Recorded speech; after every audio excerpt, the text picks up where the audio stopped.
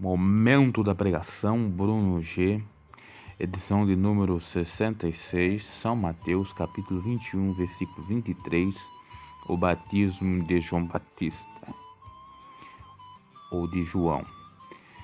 Sem delongas, leamos o texto sagrado. E chegando ao templo, acercaram-se dele, estando já ensinando os príncipes dos sacerdotes e os anciãos do povo, dizendo: com que autoridade fazer isto? E quem entendeu tal autoridade? E Jesus respondendo disse-lhes: eu também vos perguntarei uma coisa, se me disserdes, também eu vos direi com que autoridade faço isto. O batismo de João, de onde era? Do céu ou dos homens? E pensavam entre si, dizendo: se dissermos do céu, ele nos dirá então por que não o crestes. E se dissermos dos homens, tememos o povo, melhor dizendo, porque todos consideram João como profeta. E respondendo a Jesus, disseram: não sabemos. Ele disse-lhes: nem eu vos digo com que autoridade faço isto. Então, chegando Jesus ao templo, chegaram perto dele os príncipes dos sacerdotes e os anciãos do povo que trabalhavam ali no templo. E indagaram o Senhor Jesus, dizendo: qual é a autoridade que fazes isso? De onde vem esse poder? De onde surge esses milagres, essas maravilhas? Qual é a sua crença, sua fé nesse sentido? Porque muitos ainda tinham dúvida de Cristo, principalmente aqueles que eram líder do sistema religioso ou eram líderes aí da sistemática religiosa da época do judaísmo. Não acreditavam que Jesus de fato era filho de Deus e que a autoridade vinha do Pai, está nos céus. Por que não acreditavam? Porque a sua mente estava entenebrecida com o entendimento de que aquele era mais um farsante, mais um qualquer, se passando pelo papel de Messias. Porque aquele não poderia ser o Cristo, o ungido, Mashiach, o Messias, pelo fato de que ele não veio tirar Israel do governo de Roma, porque não veio restaurar Israel no sentido político, governamental, administrativo da nação israelita. Então, esse não poderia ser o Cristo. Bem como pelo fato de ele não nascer em berço de ouro, dele não vir do imperador, de uma descendência ou linha de parentesco rica de Judá, ou de Jerusalém, ou de Israel. Nasceu numa manjedoura, veio de uma família pobre, Maria e José sendo carpinteiro, veio de Nazaré, porque a sua infância e maior vivência foi em Nazaré, perto da Galileia. E Nazaré tinha sua fama como uma cidade muito malquista por todos, não era aceita pelos bambambãs, vamos dizer assim, dos judeus, que eram mais eruditos, mais sábios e ricos e tal. Seria o povo caipira de Israel, seria o povo sem cultura, inculto da nação israelita, e que, portanto, era para desprezá-los, porque em Jerusalém, no centro, é que, de fato, as coisas funcionavam. Deus estava no templo de Jerusalém, estava de acordo com os religiosos que estudavam a Torá, o Pentateuco, a Tanar, quase que todos os dias, se não todos os dias, das suas vidas. Então, povo que pertencia a Nazaré era um povo para ser desprezível. Era desprezado. E Jesus indo de lá, né, foi aquilo que Natan disse: porventura pode vir alguém bom de Nazaré? Jesus enalteceu a fala de Natan, dizendo: vejo que você é um judeu legítimo e não há nenhum engano, nenhum dolo no que falas, porque de fato essa era a fama de Nazaré. No entanto, Deus gosta, entre aspas, de confundir, de fazer com que a sua loucura seja mais sábia que a dos homens, de fazer com que a sua fraqueza seja mais forte do que a dos homens, como bem salientou o apóstolo Paulo. Então, com essa confusão, entre aspas, o povo realmente não aceitava Jesus. Porque na realidade, se formos parar para analisar o que acontece nos dias odiernos, muitos têm uma ideia, uma ideologia de Cristo diferente das dos demais ou dos outros. E assim funcionava. Os eruditos religiosos tinham a mentalidade de que o Messias viria de uma determinada forma para mudar o contexto social, político e administrativo de Israel. Eles não enxergavam o lado espiritual e nem muito menos do cumprimento das próprias profecias que se cumpriram em Jesus. Eles não procuravam as evidências óbvias, mas sim as mais estapafúrdias e esquisitas possíveis, que não batia. Então, portanto, esse não era Cristo.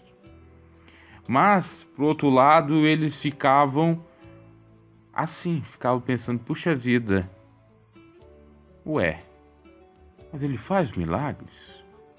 Mas ele cura? O povo chama ele de rei? O povo chama ele de filho de Deus? Alguma coisa tem. Ficavam com o pé para trás daquilo que eles pensavam.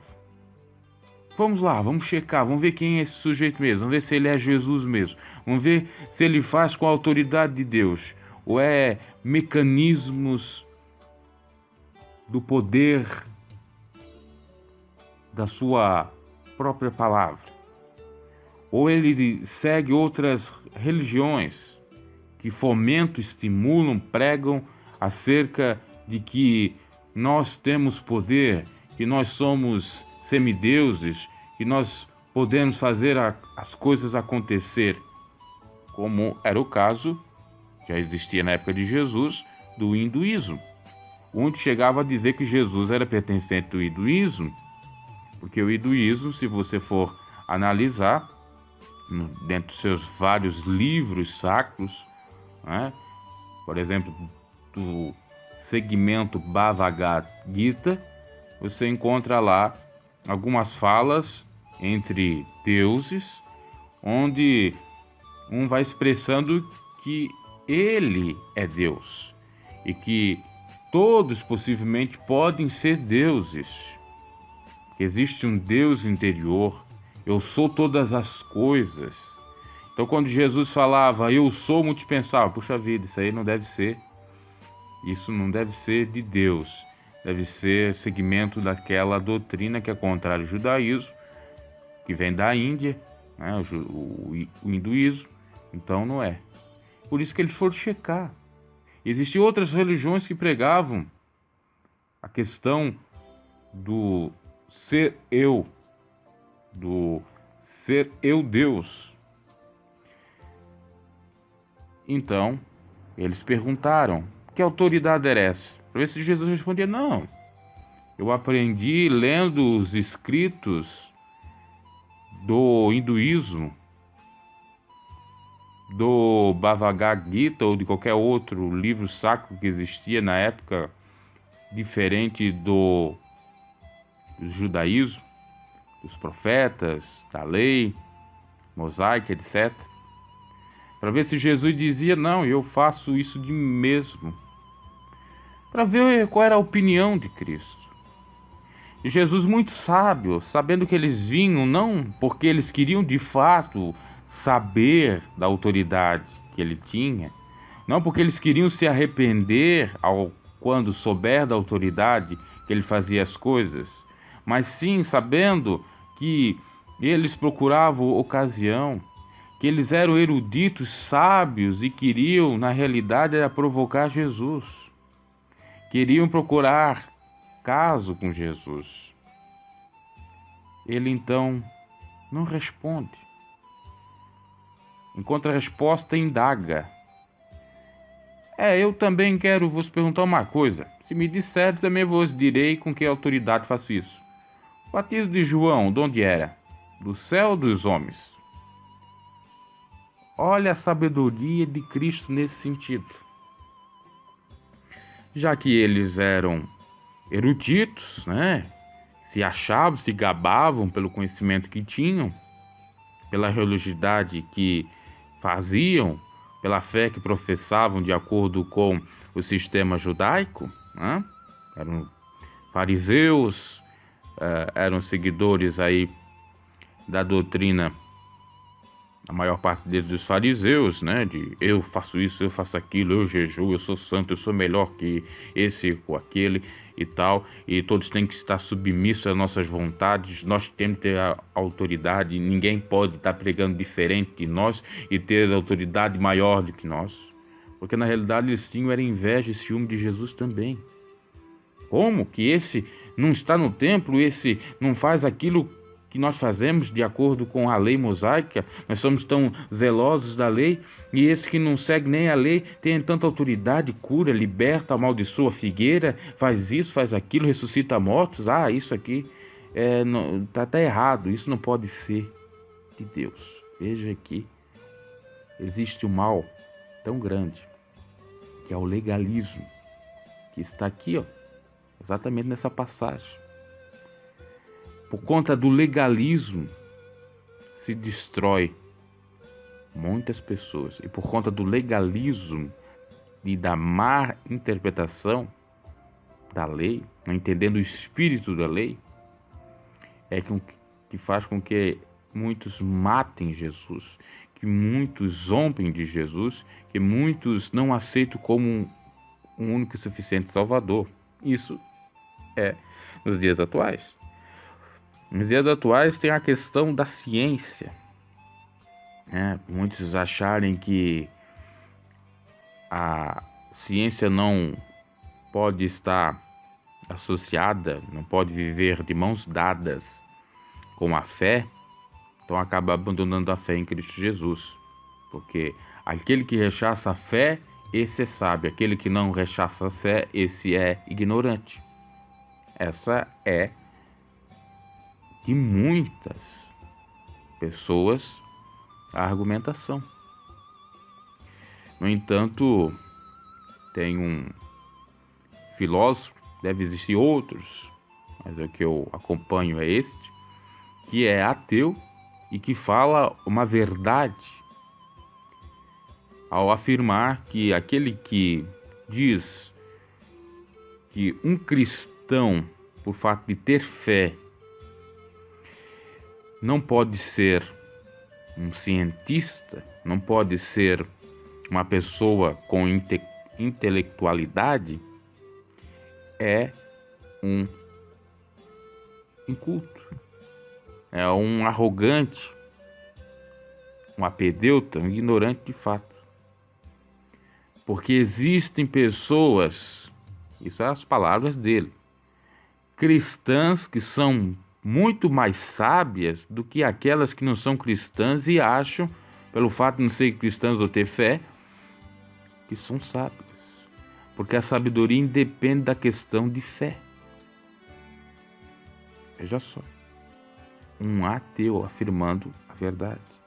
Aquilo que Jesus disse, que os filhos da trevas são mais prudentes que da luz, porque eles falam obviedades que o próprio Deus faz eles falar, confessar.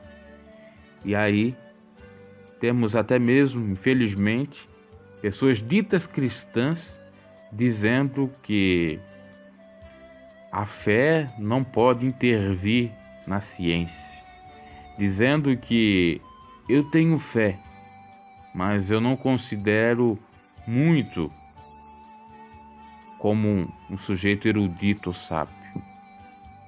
Erra em 2 pontos, tanto por não considerar sábio, porque aquele que segue a vontade do Senhor e tem fé é sábio. Salomão, o homem mais sábio do mundo, constatou isso, né? Falou isso, que o temor ao Senhor é o princípio de toda sabedoria. E ainda erra, porque até na visão do ateu, né, de um sujeito que é estudado, que é doutor, academicamente muito sábio, né? Então, nos 2 pontos.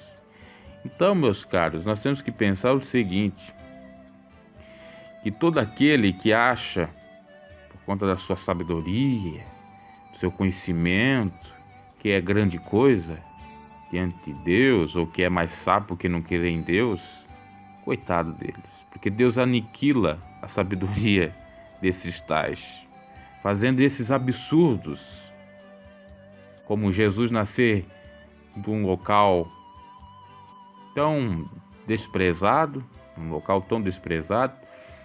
ser uma pessoa paupérrima, sendo ele o mais rico de todos, sendo ele filho de Deus. Salomão chega a dizer em Provérbios que há aqueles que se fazem que tem alguma coisa não tendo nada, bem como aqueles que têm alguma coisa que não tem nada. Se faz que não tem, mas tem. E esse era Jesus. Demonstrando, obviamente, humildade. Quem é humilde reconhece o Senhor, aceita Jesus Cristo como suficiente Salvador.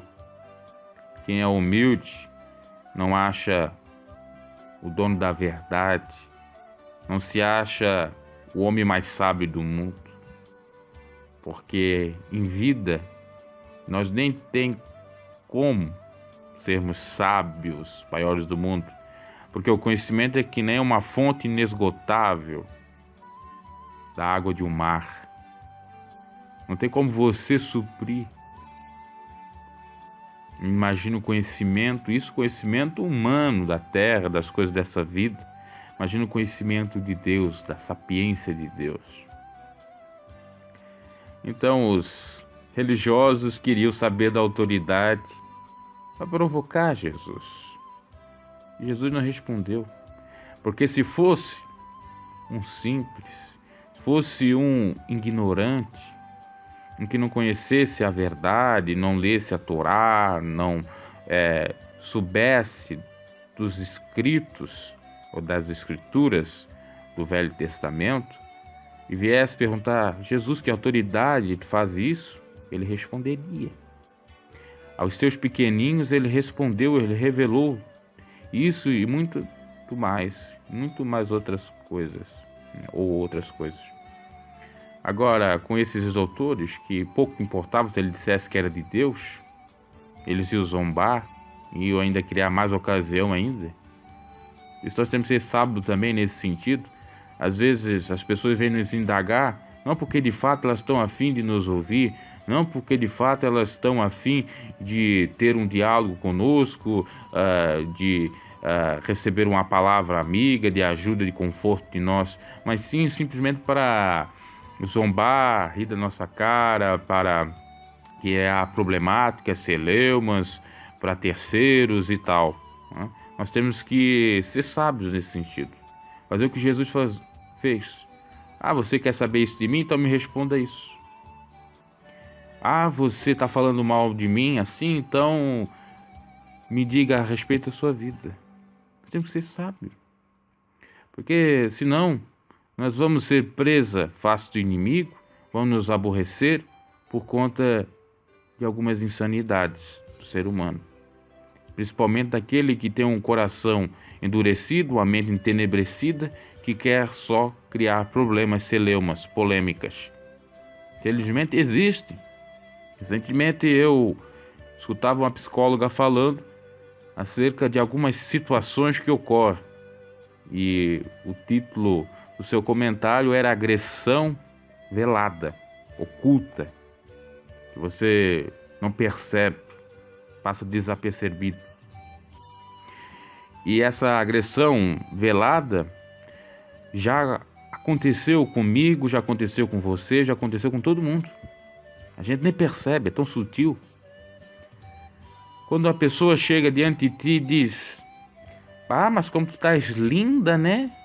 Bah, mas você realmente lacrou." Esse é o termo aí da modernidade. "Ah, realmente você está causando, né?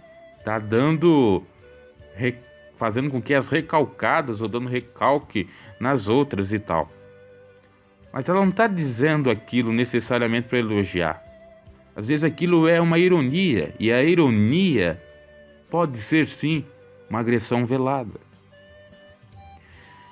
Quando alguém chega diante de ti e começa a dar indiretas, né?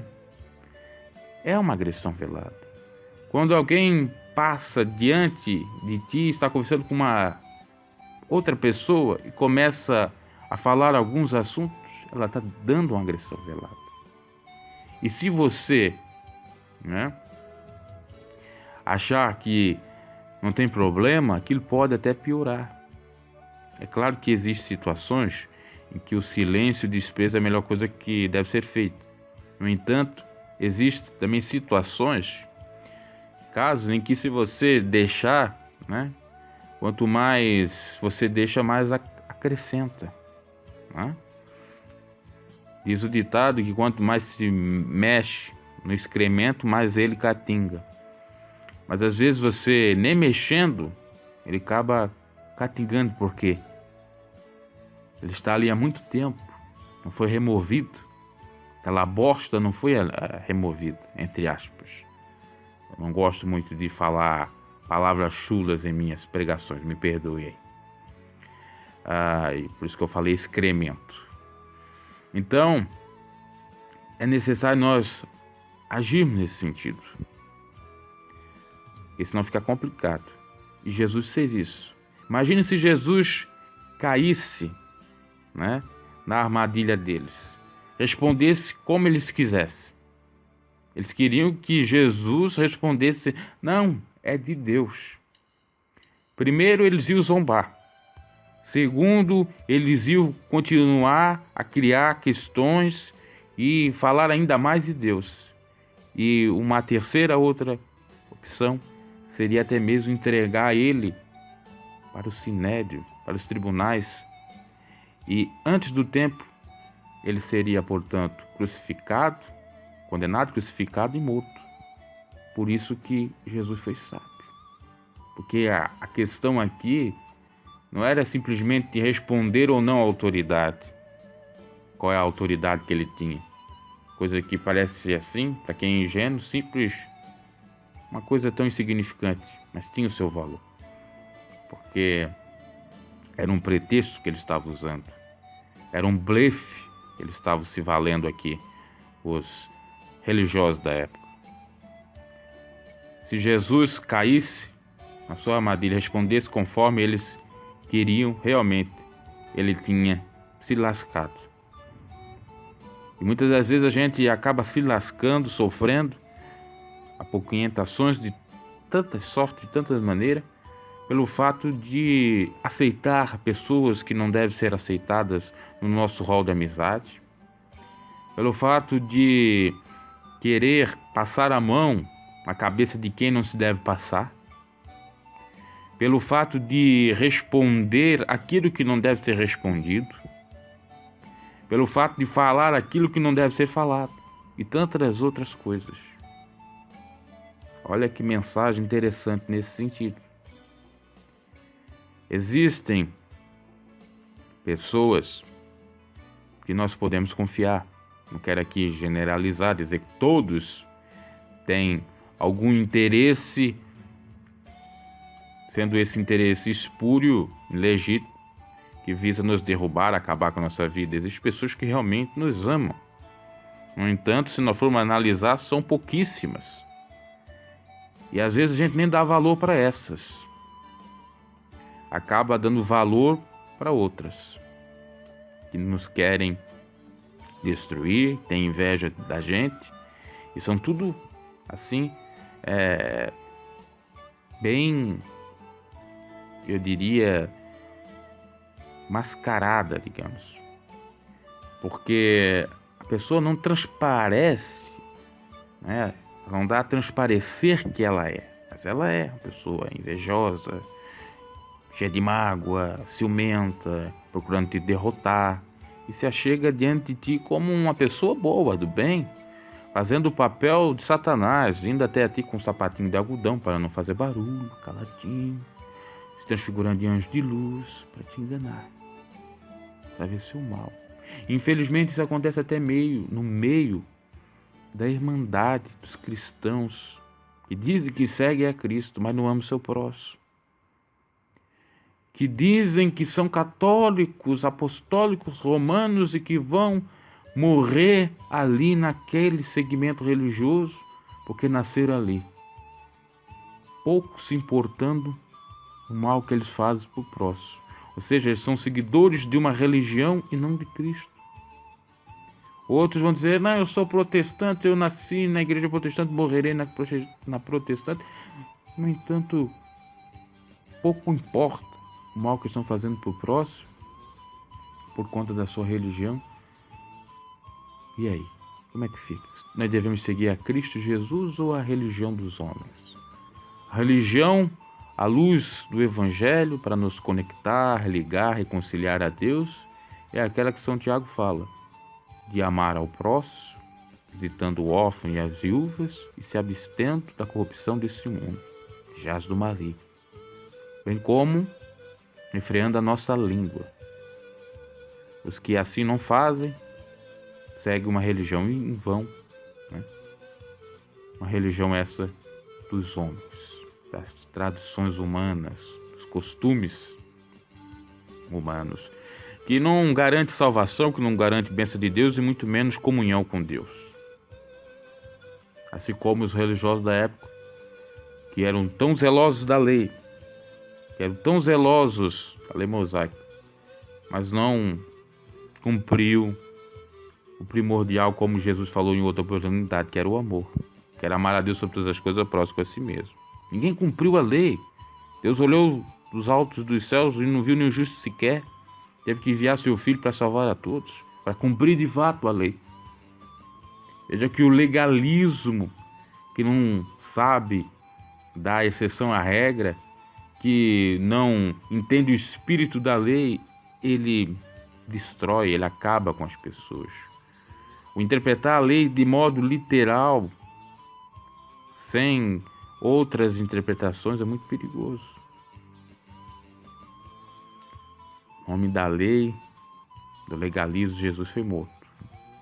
Em nome da lei, do legalismo, Jesus sofreu no seu ministério, foi perseguido. E sem lei, sem legalismo, muitos foram salvos. A lei não salva, a lei mata. Matou mesmo. A letra mata, e matou mesmo. Mas o Espírito vivifica. Quem dá ouvidos ao que o Espírito de Deus diz às igrejas, esse é alcançado pela bênção de Deus, já trazendo a reflexão para os dias atuais. Muitos dizem, não, eu sou santo, eu carrego a Bíblia debaixo dos braços. Eu ando de acordo com os usos e costumes da minha denominação. Outros vão dizer, não, eu sou de Deus porque eu sigo tudo que a Igreja Católica manda. Eu sou um católico roxo praticante, eu faço novena, eu faço jejuns, eu vou à missa todo domingo, eu faço isso e faço aquilo. Você é um fariseu. Eu faço. Você segue a lei, você segue o direito canônico da sua igreja. Outros seguem os regulamentos internos das suas denominações, mas não seguem a palavra do Senhor, que é o amor. estão fazendo o mesmo papel aqui, ó, dos sacerdotes e dos anciãos do povo no templo. Quero questionar a autoridade, não pelo simples fato de procurar checar a autenticidade e se arrepender e aceitar Jesus, mas para criar ocasião para destruí-lo, para matá-lo, para impedir, nos tempos odiernos, que as pessoas cheguem a Cristo, tenham realmente comunhão com Ele, façam o bem para o próximo. Sempre estou procurando alguma falha, alguma brecha para estar falando contra. Quanto que chegam até a nós e diz: da onde você é? Qual é a sua denominação? Você é cristão? Aí você diz o seguinte: eu sou cristão de fato, mas eu não sigo nenhuma denominação. Aí você cria uma problemática, porque aquele que não entende vai começar a dizer o seguinte: não, ele é protestante porque ele não está na católica. Aquele que é protestante vai dizer: não, ele não é protestante, ele é um herege, ele é um desviado do caminho do Senhor. Então, eu estou trazendo um exemplo simples de uma pergunta, de uma indagação que se faz comumente. Há muitas pessoas que não servem a Deus no templo, que são consideradas destempladas, por causa desse termo, essa neologia, nesse neologismo, melhor dizendo, daqueles que são destemplados, que não estão mais no templo. E eles chegam a dizer que nós somos desigrejados. Não tem como nós sermos desigrejados, porque somos igreja do Senhor. Não é quatro paredes, não é instituição religiosa, mas é cada indivíduo que pensa no amor, que procura amar de acordo com o amor divino, né? Não é qualquer outro amor. Amar a Deus sobre todas as coisas e ao próximo como a si mesmo. Esses são alguns exemplos. Quantas outras coisas que acontecem, isso tanto no mundo cristão, diria, e no mundo secular, né? No nosso trabalho, na família, em casa, enfim, acontece. Temos que ser sábios. Então, eles pensavam, os príncipes sacerdotes, dizendo: se dissermos do céu, ele nos dirá então por que não o creste.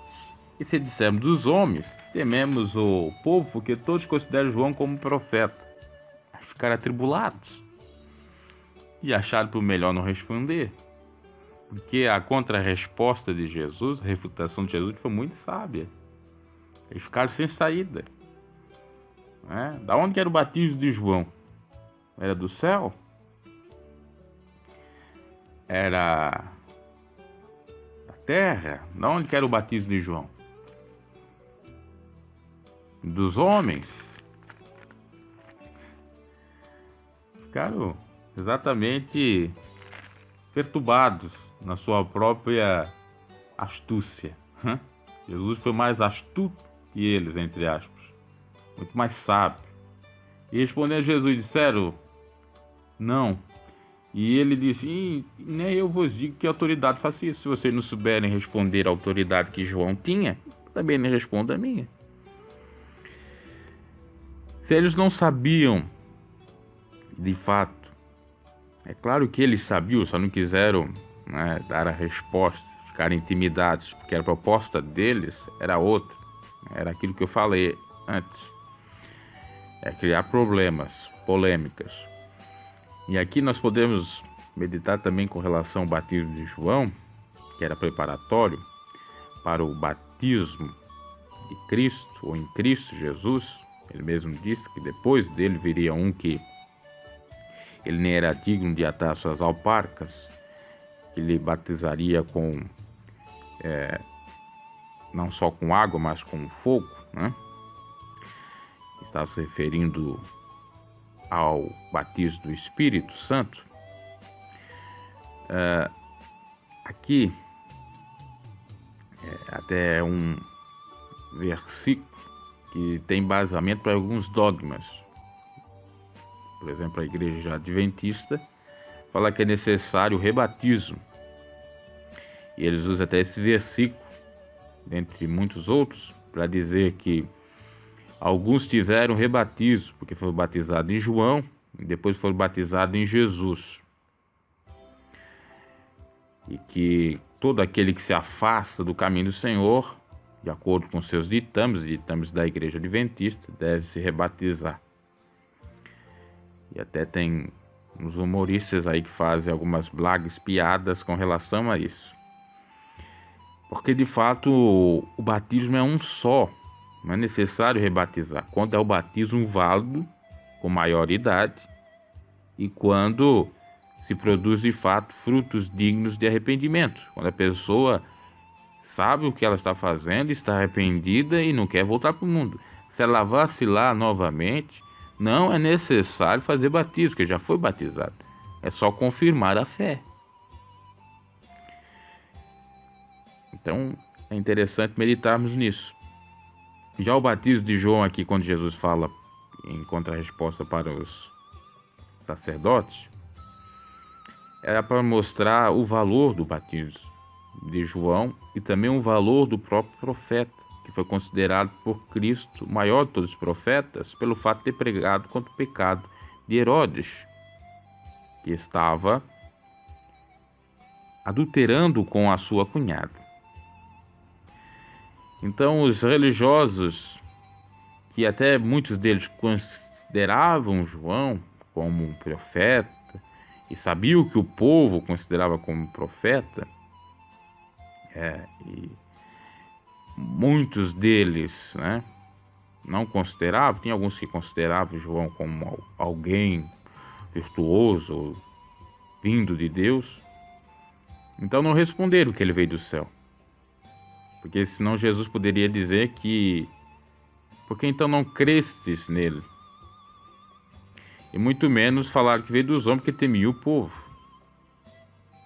Aqui Jesus mostra uma coisa muito interessante, e eles mesmos dão transparecer isso, ou respondem diretamente isso, que a questão era de incredulidade, que João, o batismo dele, de fato, era dos céus. Ele era o Elias, simbolicamente, que haveria de vir.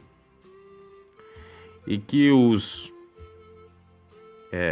homens e mulheres, as pessoas, batizaram em João, não necessariamente precisariam batizar em Cristo Jesus. Até Cristo, Agora, fosse para batizar com o Espírito Santo já na igreja nova, primitiva, poderia ser feito. Isso nós vemos lá em Atos. Agora,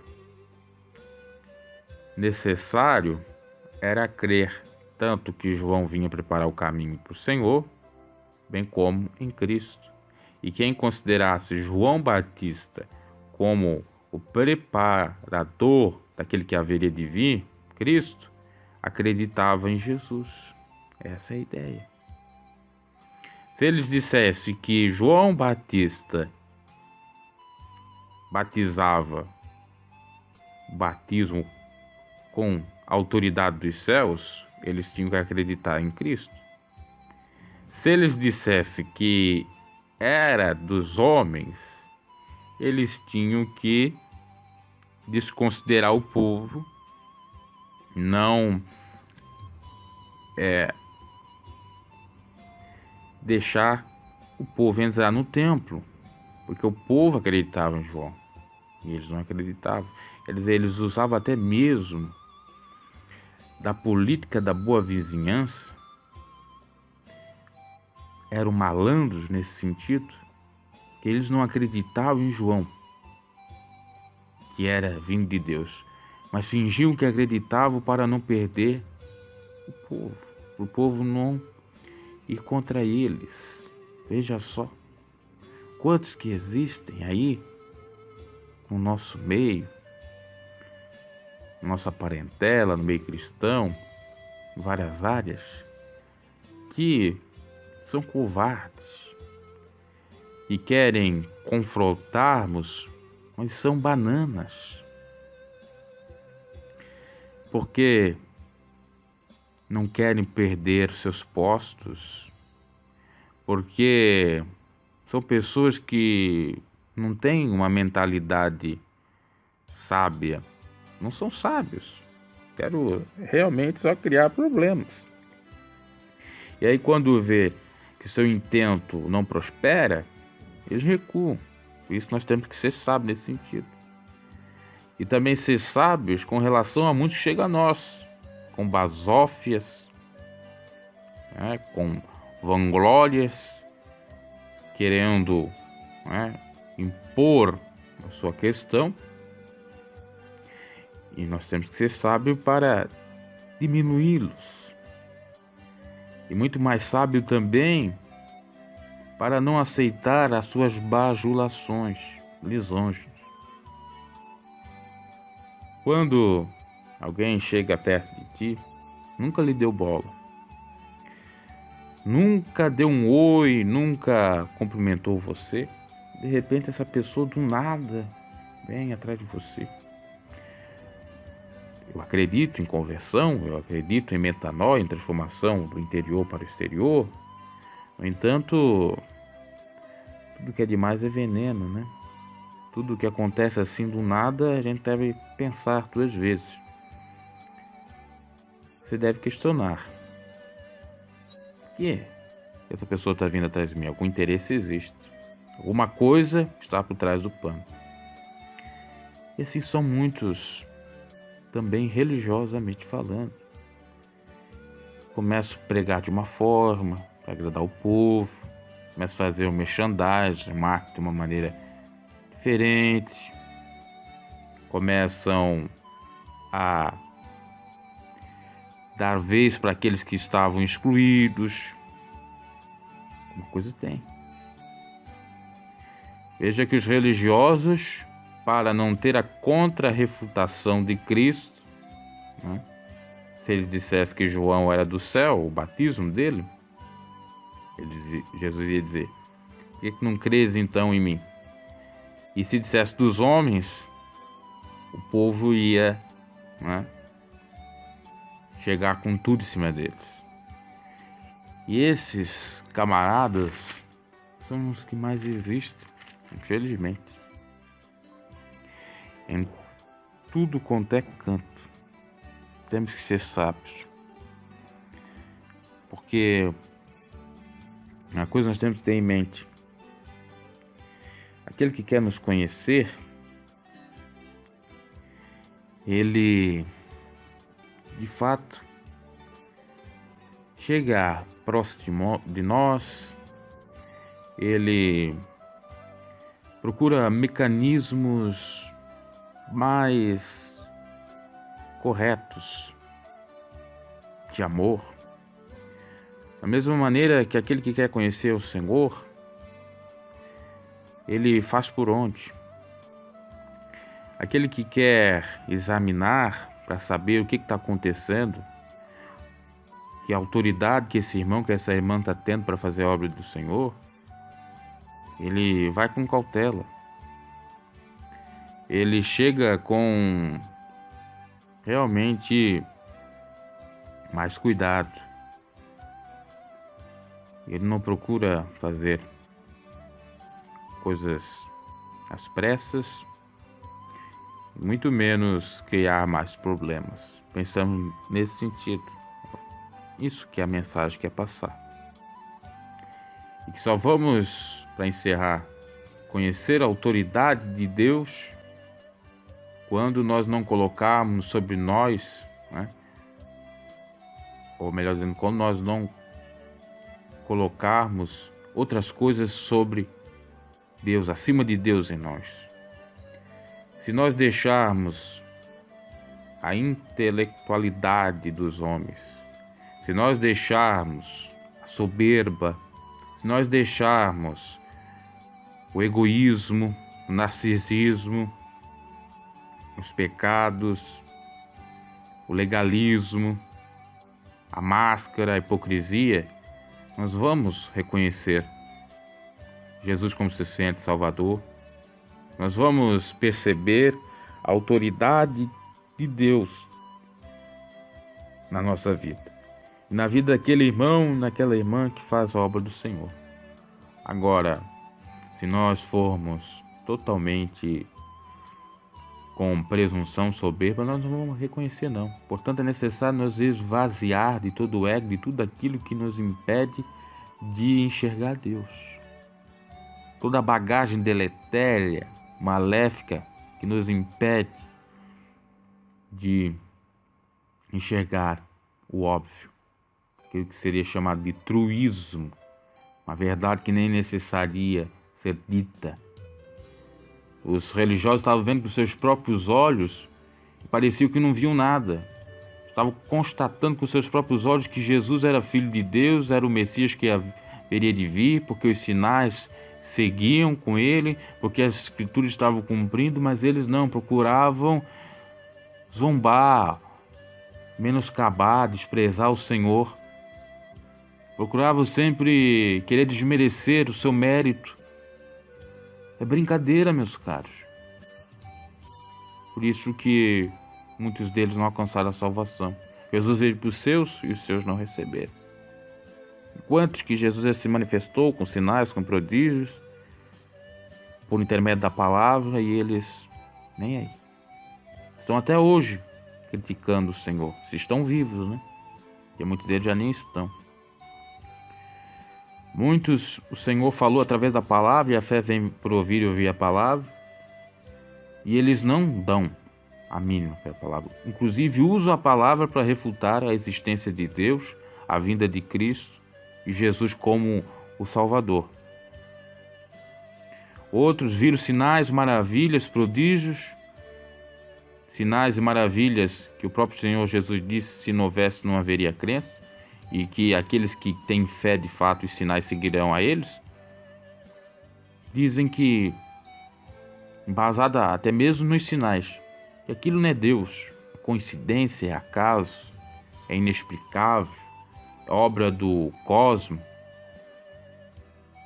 Veja, perceba, que o ser humano sempre está procurando pretexto para não aceitar a Deus, aceitar a Jesus Cristo. Está sempre colocando algo acima de Cristo, está sempre procurando desculpa, está sempre querendo desmerecer o Senhor.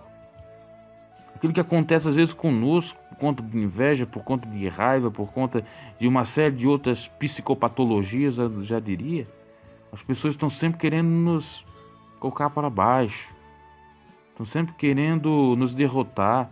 Se somos dignos de algo, estão sempre querendo puxar o nosso tapete. Se nós fazemos o bem, não presta. Se fazemos o mal, não presta. Nada presta. Nada presta. Jesus fazia o bem, Jesus curava, Jesus...